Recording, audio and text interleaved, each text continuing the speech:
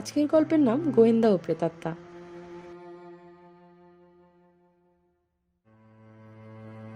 সন্ধ্যার গাঢ় অন্ধকার নেমেছে। শহর নয়, শহরতলি। উঁচু নিচু কাকর বিছানো রাস্তা, দুপাশে আকন্দ, ফণিমনসা আর বন তুলসীর ঝোপ। এইসব গাছগাছড়ার জন্য জায়গাটা আরো অন্ধকার দেখাচ্ছে। একটা জীর্ণ পাঁজর প্রকট বাড়ি। বাড়ির আদি রং কি ছিল সেটা বলা মুশকিল। দু একটা জানলা তো ঝুলে ঝুলে পড়েছে। কোনো লোকজন বাস করে বলে মনে হয় না। আশেপাশে কোনো বাড়িও নেই। বাজা মাঠ, মজা পুকুর আর শেয়াল কুকুরের আস্তানা। সহসা অন্ধকার উদ্ভাসিত করে আলোর তির্যক রেখা দেখা গেল। মোটরের হেডলাইট। এ রাস্তায় মাঝে মধ্যে মোটর যায়। গোবিন্দপুর যাওয়ার এটাই সহজ পথ। সেখানে তামার সন্ধান পাওয়া গেছে, তাই দলে দলে ব্যবসায়ীরা সেখানে ছোটে। এই মোটরটা কিন্তু এই বাড়ির সামনেই থামলো। মোটর থেকে শার্ট প্যান্ট পরা একটি যুবক নামলো। হাতে তার সুটকেস। টর্চ ফেলে রাস্তা দেখে দেখে বাড়ির মধ্যে ঢুকে পড়ল। লোকটি নামার পরে মোটর গাড়িটা যেদিক থেকে এসেছিল সেদিকেই চলে গেল। নিচের ঘরে মোমবাতির আলো জ্বেলে উঠল। বোঝা গেল লোকটি নিচের ঘরেই রয়েছে। আধ ঘন্টা, তার বেশি না। বিদ্যুৎ বেগে একটা জিপ এসে থামলো। জিপ থেকে একজন ইন্সপেক্টর অফ পুলিশ নামলো। পেছনে দুইজন পুলিশ। ইন্সপেক্টর জিপের মধ্যে উকি দিয়ে কাকে লক্ষ্য করে বলল, কি হ্যাঁ, এই বাড়িটাই তো। ভেতর থেকে উত্তর এলো, আগে হ্যাঁ হুজুর। ঠিক আছে, চলো। সামনে পিছনে দুজন পুলিশ, মাঝখানে ইন্সপেক্টর বাড়ির দিকে এগিয়ে গেল। দরজা ঠেলবার আগেই ইন্সপেক্টর কোমরের রিভলভারে হাত দিল। জিপ এসে দাঁড়াবার সঙ্গে সঙ্গেই মোমবাতির আলোটা নিভে গিয়েছিল। সমস্ত বাড়ি জুড়ে অন্ধকারের রাজত্ব। প্রায় 15 মিনিট করাঘাত করার পর ভেতর থেকে আওয়াজ এলো, কে? দরজা খুলে গেল। যুবকটি দাঁড়িয়ে, হাতে বাতিদানে একটি বাতি। বাতির কোনো দরকার ছিল না। ইন্সপেক্টরের হাতে টর্চের আলোয় সবকিছু উদ্ভাসিত। বিরক্তিতে যুবকটির ভুরু দুটো কুঁচকে আছে। রুক্ষ গলায় প্রশ্ন করল, কাকে চাই? ইন্সপেক্টর হাসল, পোশাক দেখেই তো বুঝতে পারছেন আমি পুলিশের লোক। এবারই আমরা সার্চ করব, কারণ আমরা সন্দেহ করি নেপালের মধ্যে দিয়ে কিছু হাসিস আপনি আমদানি করেছেন এবং একটু আগে সেসবে বাড়িতে এসে পৌঁছেছে। যুবকটি ঠোঁট মুছড়ে হাসল, এমন আজগুবি কথা কোথা থেকে সংগ্রহ করলেন? ইন্সপেক্টর এ ব্যঙ্গোক্তির কোনো উত্তর দিল না। পুলিশদের দিকে ইশারা করে বাড়ির মধ্যে ঢুকে পড়ল। ঘরের মাঝখানে দাঁড়িয়ে বলল, বাতি জ্বালান, সুইচ কোথায়? কথার সঙ্গে সঙ্গে টর্চের আলো এদিক ওদিক ফেলল। যুবকটির কণ্ঠে হাসির সুর, সুইচ থাকলে তো পাবেন, এ বাড়িতে আলো নেই, মোমবাতির ভরসা করে আছি। সর্বনাশ, বাতি নেই? এই মৃত্যুপুরীতে কি করে থাকেন মশাই? শহরের হইচই আমার ভালো লাগে না, তাই মাঝে মাঝে বিশ্রাম নিতে আসি। সেজন্যে না চোরা কারবার করার সুবিধা হয় বলে? আপনার সঙ্গে তর্ক করে আমার লাভ নেই। নিন, কি সার্চ করবেন করুন। বাড়ি সার্চ করবার আগে আমাকে সার্চ করবেন না? ইন্সপেক্টর আর চোখে যুবকটির দিকে দেখল। ওর পরনে গেঞ্জি আর লুঙ্গি। এ পোশাকে কিছু লুকিয়ে রাখবার সম্ভাবনা খুবই কম। তবু ইন্সপেক্টর একজন পুলিশকে বলল, রামবিলাস, তুমি বাবুকে পাহারা দাও, আমি ঘরগুলো খুঁজে দেখি। দুটি মাত্র ঘর। পেছনের বারান্দায় খাবারের ব্যবস্থা। একটা ঘর একেবারেই খালি। দু একটা ভাঙা কাগজের বাক্স রয়েছে। এদিকে ঘরের তক্তপোষের ওপর বিছানা, একটা আলনা। ইন্সপেক্টর সব উল্টে পাল্টে দেখলেন, এমনকি দেয়ালের গায়ে লাঠি ঢুকিয়েও দেখলেন কোথাও ফাঁকা আছে কিনা। বিছানাপত্র সব তছনছ করলেন। পেছনের বারান্দার টেবিলের ওপর কয়েকটা পাউরুটি আর মাংসর বাটি চাপা দেওয়া ছিল। যুবকটি বোধহয় খাবার আয়োজন করছিল। পুলিশ আসতেই বাধা পড়েছে। ইন্সপেক্টর যুবকটির সামনে গিয়ে দাঁড়ালো, বলল, কি করা হয়? চাকরি করি। চাকরি তো বুঝেছি, কিসের চাকরি? কিউরি বোঝেন? আমি ইন্ডিয়ান কিউরি হাউসের প্রতিনিধি। অফিস কোথায়? 7 নম্বর ওয়েলফেয়ার স্ট্রিট। ইন্সপেক্টর পকেট থেকে ছোট্ট একটা ডায়েরি বের করে ঠিকানাটা লিখে নিয়ে বললেন, এখানে আপনাকে খোঁজ করলে পাত্তা পাওয়া যাবে? পাওয়া তো উচিত। আপনার নাম? অতনু গুপ্ত। নাম কি একটাই? মানে? মানে মহাপুরুষদের অনেক নাম থাকে কিনা? মাফ করবেন, আমি এখন খুব ক্ষুধার্ত, আপনার রসিকতার তারিফ করতে পারছি না। আপনার কাজ হয়ে থাকলে যেতে পারেন। যাবার আগে ইন্সপেক্টর শেষবারের মতো টর্চের আলো এদিক ওদিক ফেলল। না, সন্দেহজনক কোথাও কিছু দেখা যাচ্ছে না। রাস্তায় এসে ইন্সপেক্টর একজন পুলিশকে বলল, তুলসীচরণ, তোমাকে সারা রাত এখানে পাহারা দিতে হবে। সারা রাত? হ্যাঁ, আমার মনে হচ্ছে রাত্রে এ বাড়িতে কেউ আসবে, মালপত্র হাত বদল করবে। কেউ যদি মোটরে আসে, আমি একলা কি করতে পারবো?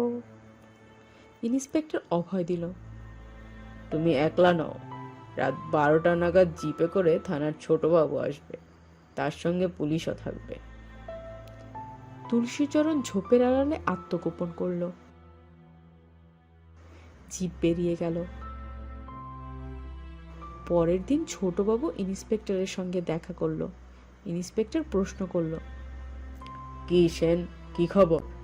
ছোটবাবু মাথা নেড়ে বললেন, না, কোনো খবর নেই। 8:30 বাজতে বাতি নিভে গেল, ব্যাস, সব চুপচাপ। মশার কামড়ে আমাদের প্রাণ যায়। সকাল 8টা পর্যন্ত ছিলাম, মনে হলো ভদ্রলোক তখনও ঘুমোচ্ছে। তুলসীচরণকে পাহারায় রেখে চলে এলাম। বাড়ির পেছনের দিকে খোঁজ নিয়েছ?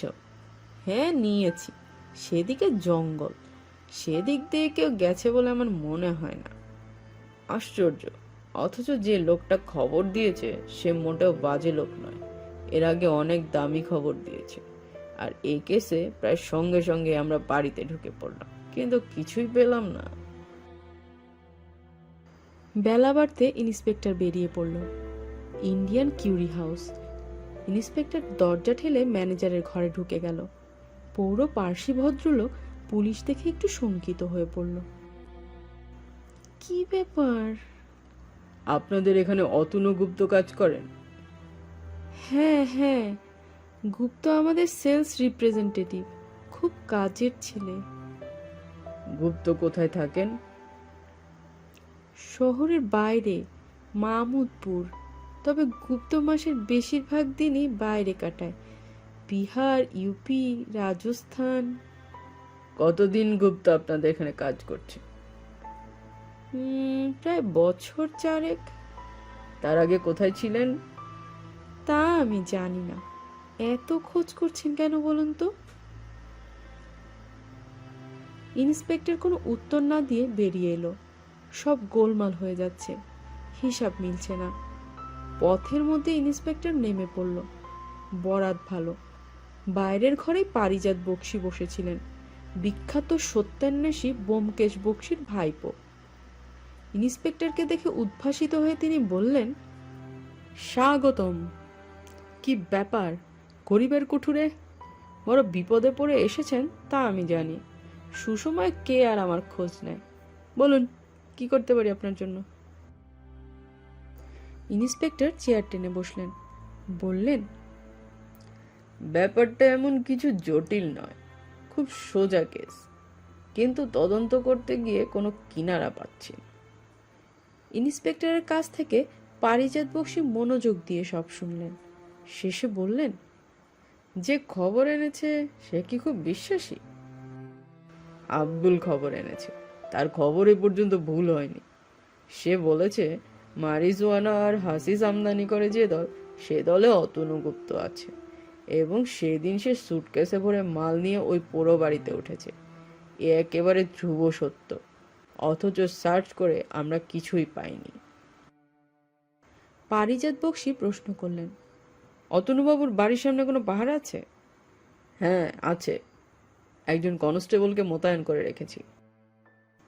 বাড়িটা ঠিক কোন জায়গায় আমাকে বুঝিয়ে বলুন তো? ইন্সপেক্টর নকশা এঁকে বাড়ির অবস্থান বুঝিয়ে দিল। পারিজাত বক্সী বললেন, ঠিক আছে, আমি একবার সরজমিনে তদারক করতে যাব। আমার থাকার দরকার আছে? না না, তোমার কনস্টেবল আমাকে ঠিক চিনবে, আমি ছদ্মবেশে যাব না। ইন্সপেক্টর নমস্কার করে বেরিয়ে গেল। পারিজাত বক্সী কাজের ভার নিলে নিশ্চিন্ত হওয়া যায়। অদ্ভুত বিচক্ষণ শক্তি, অনুধাবন ক্ষমতা আর অপরাধ তথ্যের সবকিছু তার নখদর্পণে। পুলিশকে বহুবার সাহায্য করেছে সে, খোদ বড়কর্তা থেকে সাব ইন্সপেক্টর পর্যন্ত কৃতজ্ঞ তার কাছে। মনে হয় কালে ব্যোমকেশ বক্সীর সমকক্ষ বিচিত্র নয় তার জন্য। পরদিন সকালে পারিজাত বক্সী মামুদপুরে গিয়ে হাজির হলো। মোটর একটু দূরে রেখে হাঁটতে হাঁটতে পোড়া বাড়িটির সামনে এসে দাঁড়ালেন। যে কনস্টেবল ডিউটিতে ছিল সে এসে সেলাম করল। কি খবর? বাবু বাড়ির বাইরে বের হন না? হ্যাঁ সাব, বেলা 9:30 নাগাদ বেরিয়ে পড়েন। ফেরেন কখন? অনেক রাতে। উনি কোথায় যান খোঁজ রাখো? ছোট দারোগা বাবু রাস্তার পেট্রোল পাম্পে বসে থাকেন, বাবু ওখান থেকেই ট্যাক্সিতে ওঠেন। ছোট দারোগা বাবু জিপে করে তাকে অনুসরণ করেন। পার্ক স্ট্রিটে মনোলিনা হোটেলে যান, সেখানে 7 নম্বর ঘর ওর নামে নেওয়া আছে। সারাদিন চুপচাপ হোটেলে নিজের রুমেই বসে থাকেন। হোটেলেও আমাদের লোক পোস্টেড আছে। পারিজাত বক্সী কিছু বললেন না, চিন্তা করতে লাগলেন। তাহলে লোকটা কিভাবে মাল পাচার করে? কোনো ছিদ্র পথে? হোটেলের রুমটা নিশ্চয়ই সার্চ করা হয়েছে। কথাবার্তার মধ্যেই অতনু বের হয়ে এলো। পরনের শার্ট আর ফুল প্যান্ট, নিতান্ত সাধারণ চেহারা। কোনো দিকে না চেয়ে হনহন করে রাস্তা ধরে চলতে আরম্ভ করলো। তার আগেই পারিজাত বক্সী আর কনস্টেবল ঝোপের আড়ালে আত্মগোপন করেছিল। অতনু পথের বাঁকে মিলিয়ে যেতেই পারিজাত বক্সী বললেন, তাহলে রাত পর্যন্ত লোকটা তো ফেরার কোনো সম্ভাবনা নেই। আমি একটু বাড়ির মধ্যে যাব, যদি কোনো কারণে লোকটা ফিরে আসে আমাকে একটা হুইসেল বাজিয়ে জানিয়ে দিও, কেমন?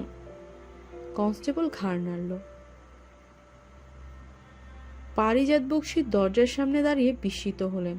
তার ধারণা ছিল দরজায় খুব দামি তালা লাগানো থাকবে, কিন্তু না, একেবারেই সাধারণ তালা। পকেট থেকে চাবির গোছা বের করে পারিজাত বক্সী 2 মিনিটের মধ্যে তালা খুলে ফেললেন। ভেতরে ঢুকে এদিক ওদিক দেখলেন। তক্তপোষের উপর বিছানা গোটানো, বিছানাটা তন্ন তন্ন করে খুঁজলেন। আলনার জামা কাপড় নেড়ে চেড়ে দেখলেন। দেয়ালে একটা ফটো টাঙানো, জাদ্রেল চেহারার এক ভদ্রলোক, পাকানো গোঁফ, মিলিটারি পোশাক, বোধহয় অতনু গুপ্তের পূর্বপুরুষদের কেউ হবে। পাশের ঘর একেবারে ফাঁকা, কোনো জিনিসই নেই। পারিজাত বক্সী কিছুক্ষণ চুপচাপ দাঁড়িয়ে রইলেন। অতনু গুপ্তর এ বাড়িতে থাকার রহস্য কি তাহলে? অন্য লোকের হাতে মাল কিভাবে আর কখন পাচার করলো? কোণের দিকে ছোট্ট টেবিল, তাতে 2খানা বই। নিতান্ত কৌতূহলের বসে পারিজাত বক্সী বই দুটো হাতে তুলে নিলেন। একটা বই পরলোকের রহস্য, অন্যটা মৃত্যুর পর। এ ধরনের লোকেদের এ জাতীয় বই আকৃষ্ট করে, এটাই আশ্চর্য। মনে হলো অতনু গুপ্তর পরলোক তত্ত্বের প্রতি ঝোঁক আছে। পারিজাত বক্সী বেরিয়ে এলেন। এমন তো নয় অতনু গুপ্ত মাল আগেই সরিয়ে ফেলে খালি সুটকেস হাতে নিয়ে এখানে নেমেছে, স্রেফ পুলিশের চোখে ধুলো দেওয়ার জন্য। কিন্তু ছোট সুটকেসটাই বা গেল কোথায়? মোলনীলা হোটেল। অতনু গুপ্ত বারান্দায় দাঁড়িয়েছিল, নিজের রুমের সামনে। পেছনে নারী কণ্ঠ শুনে ফিরে দেখল। অপরূপ সুন্দরী এক তরুণী, পরনে হালকা নীল রঙের শাড়ি, সেই রঙেরই ব্লাউজ, পাখির বাসার আকারের খোপা। শুনছেন? আমাকে বলছেন? এখানে আর কে আছে? আপনি তো একমাত্র সিঁড়ি দিয়ে উঠলেন, তাই না? হ্যাঁ, কেন বলুন তো? আমার ঘড়িটার প্যান্ট ছিঁড়ে পড়ে গেছে। সিঁড়িতে? তাই মনে হচ্ছে, কিন্তু এখন পাচ্ছি না কোথাও। আমি তো ঘড়ি টড়ি দেখিনি। কিছু মনে করবেন না, ঘড়িটা একজন আমাকে উপহার দিয়েছিল, এই ঘড়িটা হারিয়ে মনটা বড় খারাপ হয়ে গেছে। অতনু কি ভাবলো, তারপর বলল, চলুন আর একবার না হয় সিঁড়িটা খুঁজে আসি।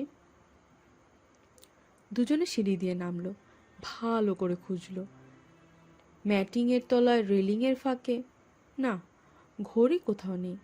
বয় বেয়ারা থেকে শুরু করে নানান ধরনের লোক অনবরত ওঠানামা করছে, তাদের কেউ হয়তো সরিয়ে ফেলেছে।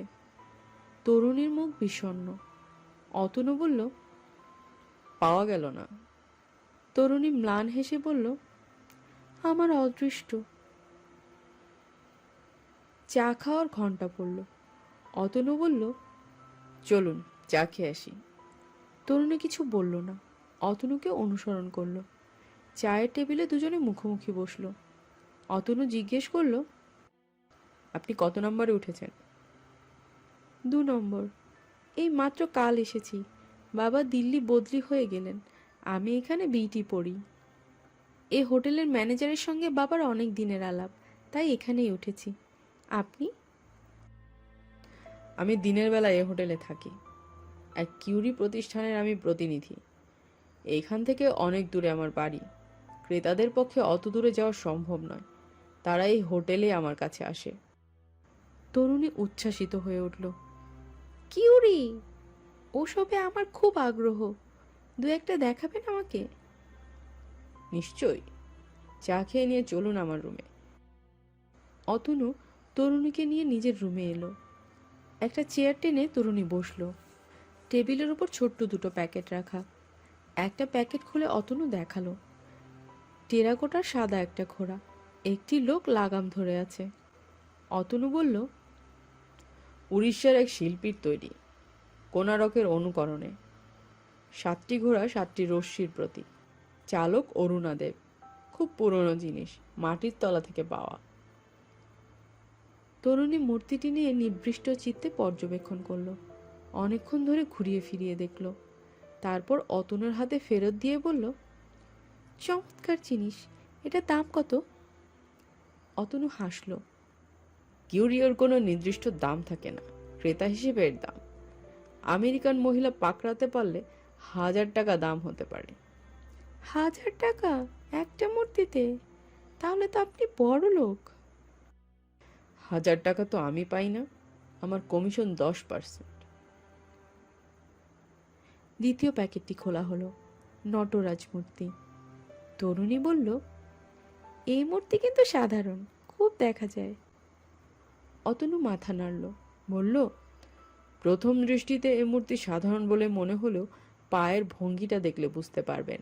সচরাচর যে নটরাজ মূর্তি আমরা দেখতে পাই তাতে পায়ের ভঙ্গি এরকম নয়, সেই জন্যেই এই মূর্তির আলাদা একটা কদর আছে। এটি পাওয়া গেছে মাঙ্গলোয়ার কাছে, এক চাষার লাঙলের মুখে। অনেকক্ষণ ধরে বিভিন্ন ধরনের মূর্তি নিয়ে দুজনে আলোচনা করলো। তরুণী বলল, মাঝে মাঝে এসে আমি আপনাকে বিরক্ত করব। অতনু হাসল, বলল, বিরক্তির কি আছে, দুপুরবেলা তো আমি একাই থাকি, যখন খুশি চলে আসবেন। আপনার রুমটা বেশ ঠান্ডা, আমার রুমের জানলা পশ্চিম দিকে বলে দুপুরের পর থেকে গরম হয়ে ওঠে, পাখার হাওয়া অনেক গরম, একেবারেই পড়াশোনা করতে পারি না। আপনি যখন প্রয়োজন মনে করবেন এই ঘরে চলে আসবেন, আমার কাছ থেকে চাবি নিয়ে নেবেন। তরুণী ধন্যবাদ দিয়ে উঠে দাঁড়ালো। অতনু জিজ্ঞেস করলো, আপনার নামটা কিন্তু জানা হলো না। আমার নাম শিপ্রা নাগ। সেই শুরু, তারপর থেকে প্রতিদিন।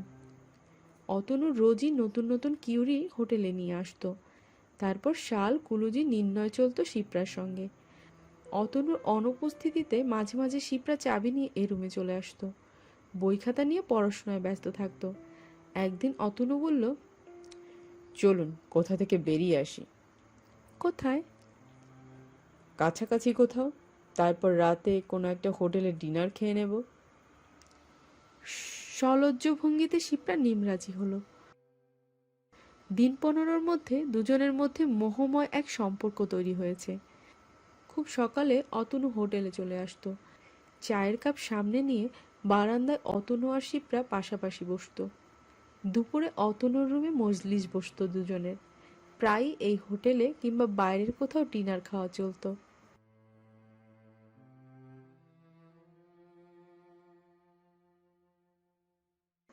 15 দিন পর মনোরিনা হোটেলের সামনে পুলিশের জিপ এসে দাঁড়ালো। জিপ থেকে একজন পুলিশ ইন্সপেক্টরের সঙ্গে একটি মাঝবয়সী ভদ্রলোকও নামলেন। পেছনে 3 জন পুলিশ। 2 জন পুলিশ অতনুর রুমের সামনে এসে দাঁড়ালো। মাঝবয়সী ভদ্রলোক আর পুলিশ ইন্সপেক্টর প্রথমে 2 নম্বর রুমে ঢুকলো, তারপর বেরিয়ে অতনুর দরজায় করাঘাত করলো। অতনুর দরজা খুলেই পিছিয়ে গেল, বলল, কি ব্যাপার?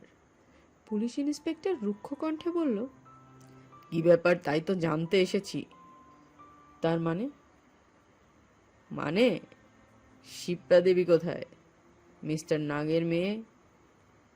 এবার মাঝবয়সী ভদ্রলোক বলল, শুনলাম আমার মেয়ের সঙ্গে তোমার খুব হৃদ্রতা ছিল। এখানকার বন্ধুরা দিল্লিতে আমাকে লিখেছিল এখানে ওখানে দুজনকে একসঙ্গে দেখা যেত।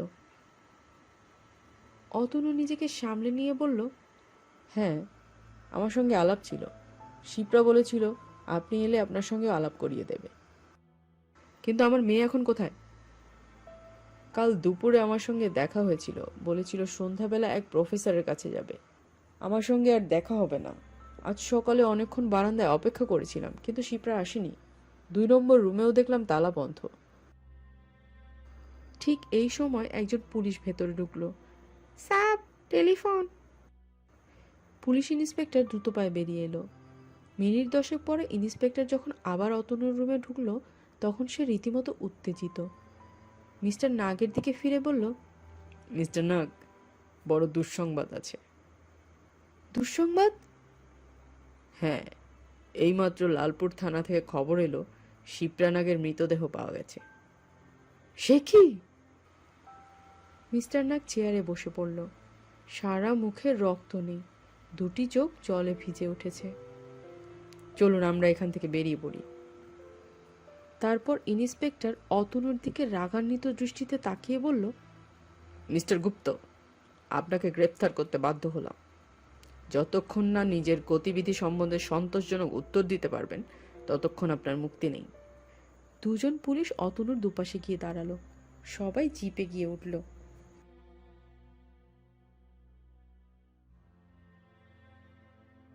শহরের বাইরে লালপুর থানা। সেখানে ইন্সপেক্টর কিছুক্ষণের জন্য নেমে গেল, তারপর এক পুলিশের সঙ্গে আবার উঠে এলো। পচা ডোবার পাশে জরাজীর্ণ একতলা বাড়ি। সকলেই নেমে পড়ল গাড়ি থেকে। ইন্সপেক্টর জানলার ভাঙা খড়খড়ি দিয়ে দেখে নিয়ে বলল, আমাদের ভেতরে যাওয়া উচিত হবে না। ফরেন্সিক ডিপার্টমেন্টের লোক আসবে। তাছাড়া ধুলোতে পায়ের দাগ থাকাও বিচিত্র নয়, সেগুলো মুছে যেতে পারে। সবাই খড়খড়ি দিয়ে ভেতরে দেখল। অতনুও। একটা কড়িকাঠে দড়ি বাঁধা অবস্থায় শিপ্রা ঝুলছে। জিভ অনেকটা বেরিয়ে পড়েছে, 2টি চোখ বিস্ফোরিত, ঠোঁটের দুপাশে রক্ত গড়িয়ে পড়ছে। অতনু চিৎকার করে উঠল, শিপ্রা! ইন্সপেক্টর তীব্র কণ্ঠে বলল, খুব চমৎকার অভিনয় করতে পারেন তো, কিন্তু ওসব অভিনয় পুলিশের লোক ভোলে না। কাল হোটেল থেকে আপনারা 2জন বেরিয়েছিলেন, সে প্রমাণ আমাদের কাছে আছে। সন্ধান করে ট্যাক্সিওয়ালাকেও ধরেছি, সে স্বীকার করেছে আপনাদের লালপুর নিয়ে এসেছিল। মিস্টার নাগ, আপনার মেয়ের গায়ে গয়না ছিল না? হ্যাঁ, জড়ো আর হার চুরি ছিল। এটা আত্মহত্যা নয়, হত্যা। পোস্টমর্টম রিপোর্টে সঠিক খবরই পাওয়া যাবে। নিশ্চয়ই লক্ষ্য করেছেন আপনার মেয়ের গায়ে কোনো গহনা নেই। খুনের মোটিভ বোঝাই যাচ্ছে। এবার অতনু রেগে উঠল, আপনারা মগের মূল্য পেয়েছেন নাকি? যা খুশি তাই করবেন। ইন্সপেক্টর গলার স্বর গম্ভীর করল, আপনার যা বক্তব্য কোর্টে গিয়ে বলবেন। আমার উকিলের সাথে আমি কথা বলতে চাই। বেশ, থানায় গিয়ে উকিলকে ফোন করবেন। অতনুকে থানায় নিয়ে আসা হলো। সেখান থেকে অতনু উকিল ভবেতোষ মজুমদারকে ফোন করলো। উকিল নেই। খবর দেয়া হলো, এলেই যেন থানায় অতনুর সঙ্গে যোগাযোগ করে। বিকেলের দিকে পোস্টমর্টম রিপোর্ট এলো। আত্মহত্যা নয়, হত্যা। কেউ গলা টিপে শিপ্রাকে মেরে ফেলেছে, তারপর তার গলায় মোম মাখানো দড়ি বেঁধে ঝুলিয়ে দিয়েছে। ফরেনসিক ডিপার্টমেন্ট হাতের ছাপ তুলে নিয়েছে। পরের দিন সকালে তারা অতনুর হাতের ছাপ নিয়ে গিয়ে মেলাবে। সেই সময় অতনুর জুতার ছাপও নেবে। ইতোমধ্যে ভবতোষ মজুমদার এসে দেখা করলো। অনেকক্ষণ অতনুর সঙ্গে কথা বলল, তবে সঙ্গোপনে। তারপর উকিল বলল, কত টাকা জামিন হলে ছাড়তে পারবেন? ওসি মাথা নাড়ল। 302 ধারার কেস, নন বেলেবল, জামিন চলে না। আপনারা তো সন্দেহ করছেন। খুনের কেসে প্রত্যক্ষ সাক্ষী খুব কমই থাকে, পরোক্ষ সাক্ষী অনেক আছে। তাছাড়া ফরেনসিক ডিপার্টমেন্টের রিপোর্ট না পাওয়া পর্যন্ত ছাড়বার প্রশ্নই ওঠে না। আমি তাহলে কোর্টেই দরখাস্ত করব। স্বাচ্ছন্দ্যে। ভবতোষ মজুমদার বেরিয়ে গেল। থানার পেছনে অন্ধকার এক ঘরে অতনুকে রাখা হলো। খড়ের বিছানা, এক কোণে জলের কুজো। খাওয়া হয়ে যেতে অতনু দেয়ালে ঠেস দিয়ে বসল। দূরে পেটা ঘড়িতে 12টা বাজার শব্দ। অতনুর চোখে ঘুম নেই। এই কি বিপদে সে পড়ল? মনে হচ্ছে তাকে ঘিরে বিরাট একটা ষড়যন্ত্রের জাল বিস্তার করা হয়েছে। এ থেকে উদ্ধার পাওয়াই মুশকিল। হঠাৎ খুট করে একটা শব্দ। অতনু চমকে মুখ ফেরালো। তারপরেই মেরুদণ্ড শীতল করে একটা শিহরণ অনুভব করল। কোণের দিকে দরজার কাছে শিপ্রা নাক দাঁড়িয়ে আছে। এ কি, তুমি বেঁচে আছো? শিপ্রা মাথা নেড়ে বলল, না, আমি বেঁচে নেই।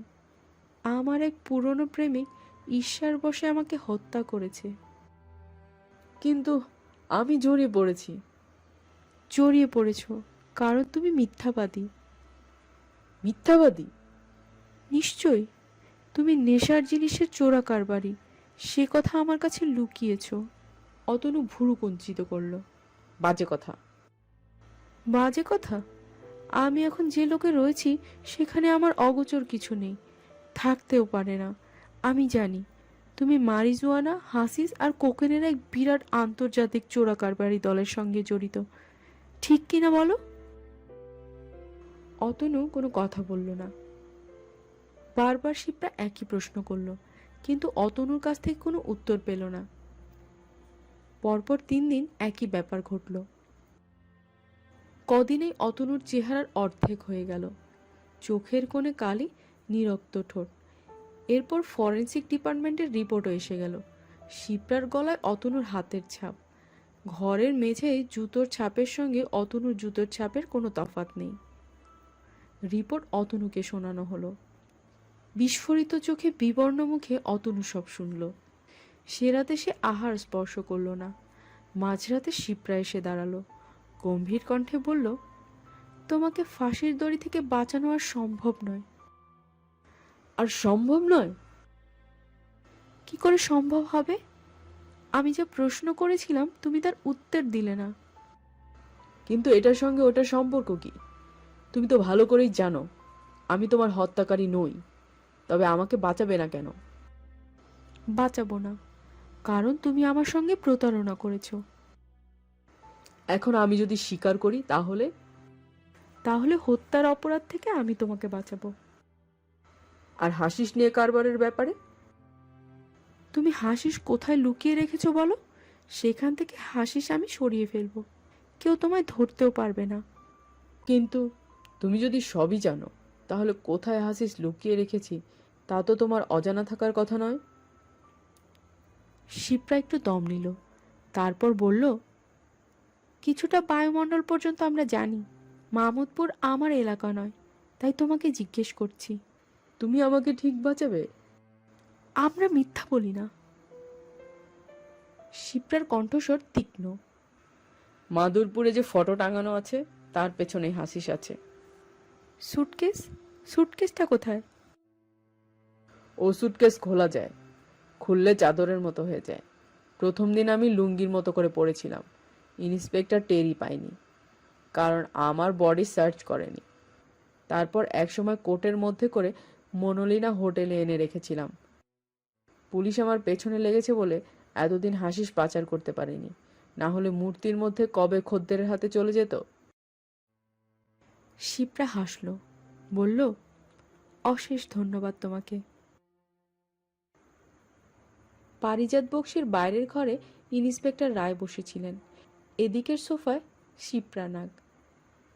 পারিজাত বক্সি হাসলেন।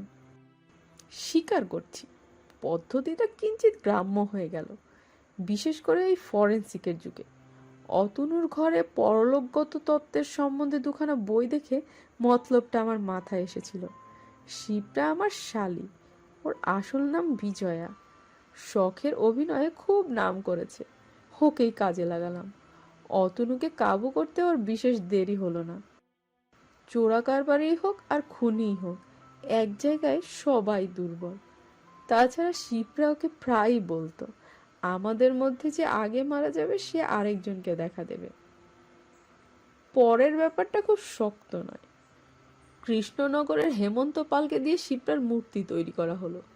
দেখেছো তো কি অদ্ভুত জীবন্ত মূর্তি, রক্তের দাগ, মুখের চেহারা সব কিছু স্বাভাবিক ছিল।